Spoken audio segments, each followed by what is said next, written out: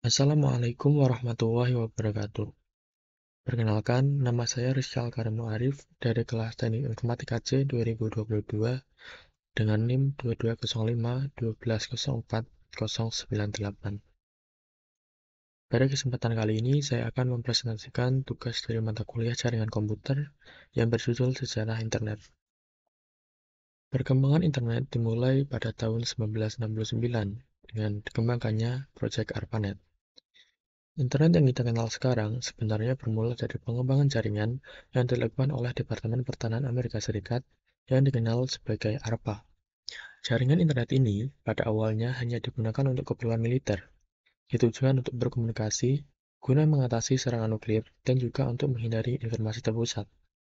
Namun, pada pengembangannya mulai digunakan oleh beberapa universitas di Amerika, hingga kemudian diterapkan pada beberapa universitas lainnya di penjuru Amerika dan hingga luar Amerika. Karena kesulitan dalam pengelolaannya, maka kemudian ARPANET dibagi menjadi dua, yaitu MILNET untuk keperluan militer dan ARPANET untuk keperluan akademik. Gabungan dari kedua jaringan ini dikenal sebagai DARPA Internet, yang kemudian dikenal sebagai Internet. Kemudian, pada tahun 1971, email pun dikembangkan. Email pertama kali dikembangkan oleh Harriman Tomlinson, yang merupakan programmer pada proyek ARPANET. Ia juga memperkenalkan simbol @ yang ditambahkan setelah nama pengguna sebagai penghubung email dan untuk membedakan dengan mesin pengirim pesan lainnya. Cara kerja email yang ia kembangkan adalah dengan cara mengirimkan sebuah pesan dari satu mainframe ke mainframe lain yang diletakkan secara bersebelahan. Hasil kerja beliau pun diadopsi oleh ARPANET dalam mengirimkan pesan yang tentunya meningkatkan trafik jaringan pada saat itu. Pada tahun 1973, karena semakin luas dan banyak pengguna internet, maka diperlukan protokol atau aturan komunikasi yang disepakati oleh setiap pengguna jaringan internet agar memudahkan pengidentifikasian dan pengorganisasian jaringan internet.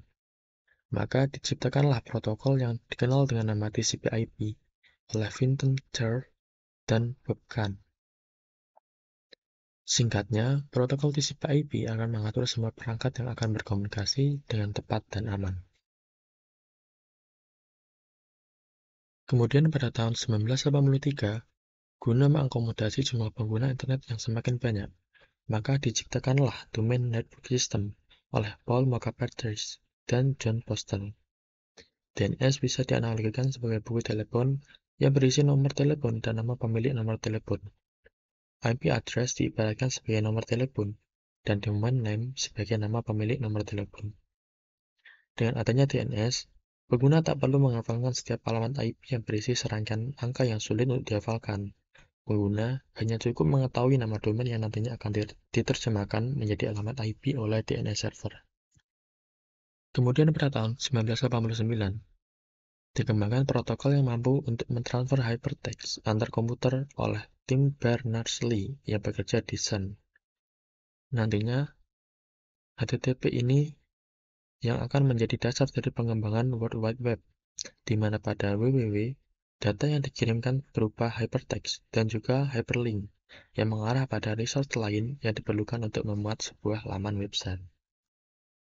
Pada tahun 1994, Amazon didirikan oleh Jeff Bezos dengan nama Cadabra di Seattle, Amerika. Kemudian, beberapa tahun kemudian, merubah namanya dengan nama Amazon, yang seperti kita kenal sekarang. Pada awalnya, Amazon hanya menjual buku online, namun seiring berkembangnya pasar, Amazon kemudian menyediakan berbagai macam produk. Bahkan kini Amazon tak hanya menjadi platform e-commerce, namun juga menjadi perusahaan penyedia produk dan jasa teknologi, mulai dari streaming, artificial intelligence, dan juga cloud computing. Setahun berselang, Pierre Omidyar mendirikan eBay dengan nama Auction Web. Seperti namanya, eBay pada awalnya digunakan untuk lelang barang-barang koleksi yang sulit ditemukan. Namun seiring dengan perkembangannya, mengalami perubahan menjadi e-commerce. Pada tahun yang sama, Mosaic Netscape diciptakan oleh Mark Andreessen dan Jim Clark dengan mendirikan Mosaic Communication Corporation. Kemudian, mengganti namanya menjadi Netscape Navigator. Pada tahun 1990-an, menjadi browser yang paling banyak digunakan karena fitur yang dihadirkan serta belum memiliki kompetitor yang sepadan. Setahun berselang, Internet Explorer pun didirikan. Demi mengejar market share, berbagai hal dilakukan Microsoft, salah satunya menyediakan Internet Explorer pada komputer berbasis Windows. Nantinya, Internet Explorer akan menggantikan kejayaan Netscape. Walaupun pada akhirnya, pengguna Internet Explorer mulai berkurang karena kurang puas dengan performa yang dihadirkan.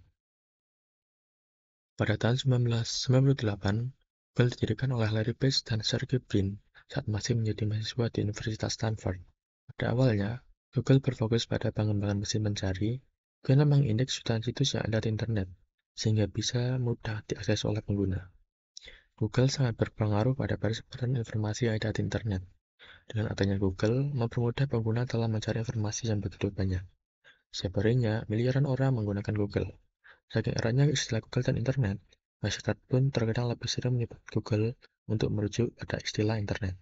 Kini Google telah berevolusi menjadi perusahaan teknologi yang menawarkan berbagai produk, mulai dari perangkat lunak produktivitas, surat elektronik, jaring sosial, pengembangan sistem operasi Android, smartphone, teknologi cloud, kecerdasan buatan, dan masih banyak lagi.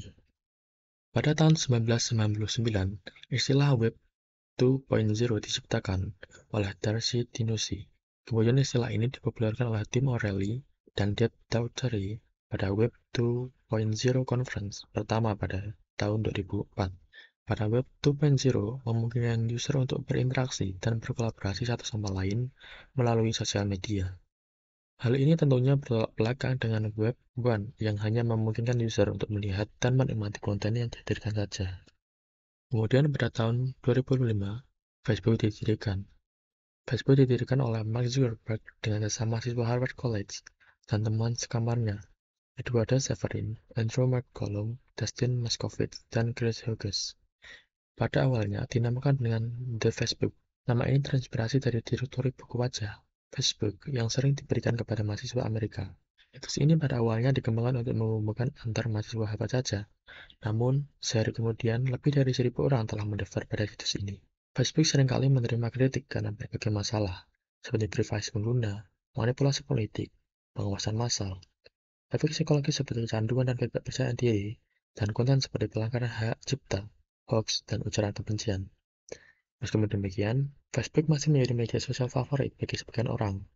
Nah, saat ini, Facebook telah memiliki jumlah pengguna aktif bulanan mencapai 3 miliar pengguna.